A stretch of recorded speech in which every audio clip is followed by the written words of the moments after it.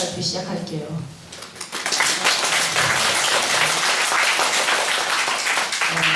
저는 7월 22일부터 9월 13일까지 민들레 출판사라는 곳에서 인턴십을 하고 왔어요. 네, 목차는 이렇게 되는데요. 인턴십 준비에 이 현장을 선택한 이유와 현장 소개, 그리고 진행 과정에는 나의 일과와 활동이 있고요. 네, 정리하며 일을 찾아서 한다는 것이랑 인턴의 입장, 인턴십, 그리고 네, 글에서가 있어요. 네, 제가 간 현장은 아까 말했듯이 네, 민들레 출판사라는 곳인데요. 민들레 출판사는 스스로 서서 서로를 살리는 교육을 구현하려고 출판과 교육 그리고 연구활동을 하는 사람들이 모인 곳이에요. 지금의 교육 현실을 깨닫고 교육은 꼭 학교 교육이라는 통념을 깨고 누가 누구를 가르치는 교육이 아닌 함께 성장하는 배움의 길을 열기 위해 만들어진 공간이에요. 98년에 학교를 넘어서라는 책을 내면서 교육 관련된 책들을 꾸준히 내고 있고 99년부터 대한교육 전문지 격언관 민들레를 2달에 한 번 내고 있어요. 네, 여기 네, 같이 일하는 출판사 사람들인데요. 네, 왼쪽에 네, 현병호 선생님이고 두 번째는 제천간지에서 네, 계셨던 장희숙 선생님이고 네, 마지막에 김경욱 선생님인데요.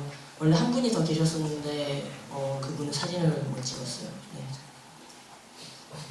이 현장을 선택한 이유는요. 네, 저는 처음부터 다른 사람들만큼 동기부여가 크지 않았고 그저 어디에서든 배울 것은 있다라는 생각으로 시작하게 되었어요. 그래서 처음에는 서울에 있는 프랑스 문화원을 알아보고 네, 그곳에 설계서를 넣어봤지만 네, 거절을 당했어요. 네, 그래서 그 후에 좀 더 절실한 이유가 필요하겠다는 생각을 하게 되었어요. 네, 그런 절실함이 없어서 현장을 선택하는데도 시간이 많이 걸리기도 했고 약간 음식을 정하듯이 아무거나 다 괜찮다라는 식으로 생각했기 때문에 한 군데를 네, 확정하기가 좀 힘들었어요. 네, 그래서 요즘 나는 무엇에 집중하고 관심이 있을까라는 고민을 하기 시작했어요. 네, 그러다 제가 사회적으로 불만이 많다는 점을 다시 보게 되었는데요. 저는 학교에서 너무 한쪽만 보여주는 면에 대해서 답답한 마음이 있었고 또 그런 한쪽만 보고 모든 것을 그냥 받아들이면서 판단하는 제가 좀 싫었어요. 그런 사회 모습에 대한 불만도 있었지만 제가 보는 것이 전부가 아니라는 점에서 너무 이른 판단을 하는 것 같은 네, 저에 대한 불편함 같은 게 있었어요. 그렇지만 네, 수업의 그런 접촉으로 제가 세상과 사회에 대한 불만이 있었다는 점은 사실이긴 했어요. 그래서 저는 학교에서 보여준 한 부분만 아닌 더 다양한 면도 한번 보고 싶다는 생각을 하게 되면서 NGO 단체들을 많이 알아봤었어요. 네, 알아보고 다 거절당해서 잘 안 되다가 점심을 먹는 도중에 유연쌤이 민들레 출판사를 네, 추천해 주셨어요. 그래서 처음에는 급한 마음도 있었지만 제가 불만 있는 것들을 생각해보니까 사회적인 부분도 있었지만 교육적인 부분도 있는 것 같다는 생각을 했어요. 네, 그래서 제가 대안학교를 다닌다는 점과 아직 학생인 교육의 당사자로서 좀 더 고민해보고 배울 수 있을 거라는 생각에 네, 민들레의 소개서를 넣게 되었어요. 네, 저의 네, 일과인데요. 9시에 출근을 하고 네, 점심시간이 12시부터 1시까지 이번에 그 이후에 일을 하고 6시에 퇴근하는 거였어요. 그리고 월요일에는 출판사를 청소한 후 다같이 회의를 했어요. 네. 크게 활동들을 시기로 나누면 이렇게 되는데요. 저는 첫째 주 주말에 독자 모임에 참석하고 바로 그날 출판사 사람들과 문경으로 갔어요. 그래서 일주일간 있다가 8월 둘째 주부터 원고를 읽고 교정 교열을 하기 시작하고 그래서 둘째 주 금요일에 마감을 하고 주말에 쉬다 오니까 상주 가자고 해서 상주도 갔다 왔어요. 네. 크게 저는 주로 배본 작업, 독자 관리, 홈페이지 관리, 포토샵, 우편물 포장, 심부름, 원고 교정 교열을 네, 했는데요. 배본 작업은 매일 하루 매출을 확인하고 비상이라는 출고 업체에 매일 나가는 책 배분하고 기록하는 일이었고요.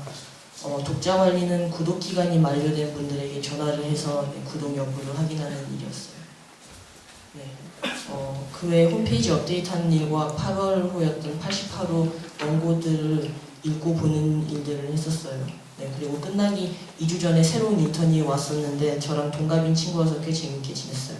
네, 그 외에 독자 모임에도 참석하고 회의도 듣고 88호의 글도 쓰고 나름 네, 다양하게 경험한 것 같아요. 네. 저는 인턴십을 하면서 할 일이 없을 때가 많았어요. 네. 그래서 출판사의 입장에서는 제가 알아서 찾아서 하고 고민을 더 해봤으면 했던 것 같아요.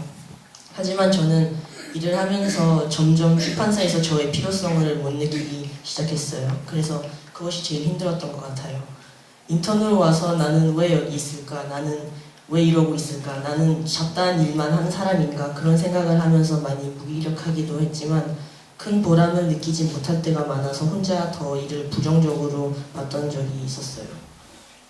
제가 있을 필요성도 못 느끼고 가만히 앉아 있어야 하는 시간이 길고 그래서 뭘 해야 하는지 자꾸 물어봤는데 사실 그런 것도 물어보기가 미안했고 일도 찾아보려고 했지만 그때는 저로서 뭘 해야 될지 몰랐어요.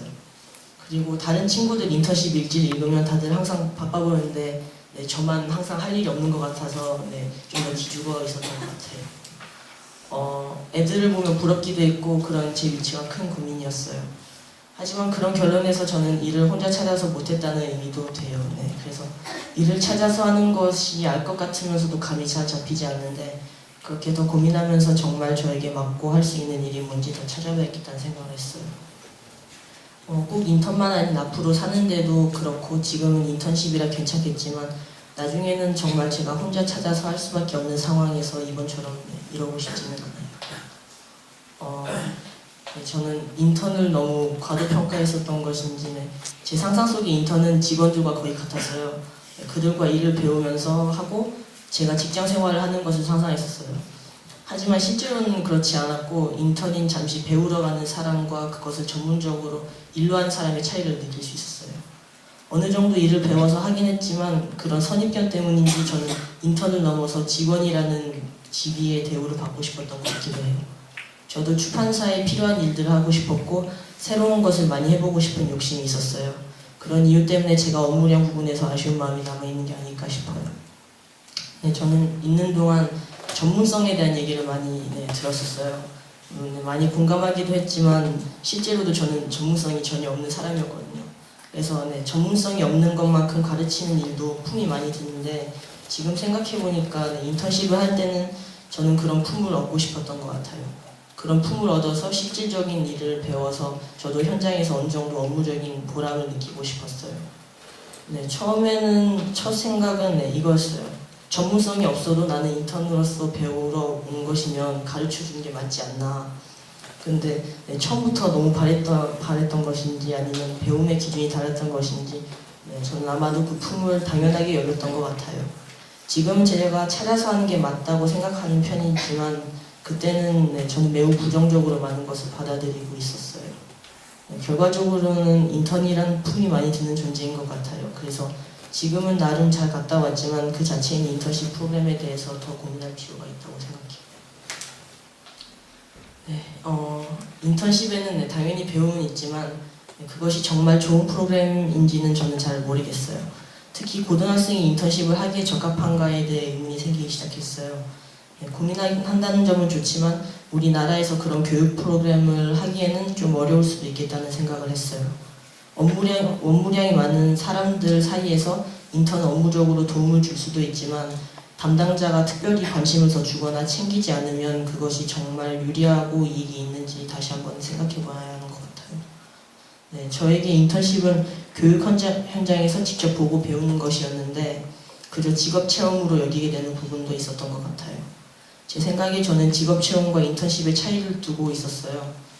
인턴십이 배움을 더 중요시하는 거였다면 직업 체험은 정말 일을 체험하는 거라고 생각했어요. 기준 따라 다르겠지만 직업 체험을 원한다면 알바로도 충분하다고 저는 생각해요. 그리고 인턴십 현장도 꼭 인턴을 필요로 하는 곳이 많이 섭외되었으면 좋겠어요. 현장도 인턴생들 그 짧지 않은 시간을 좀 더 의미 있게 보내고 싶으면요.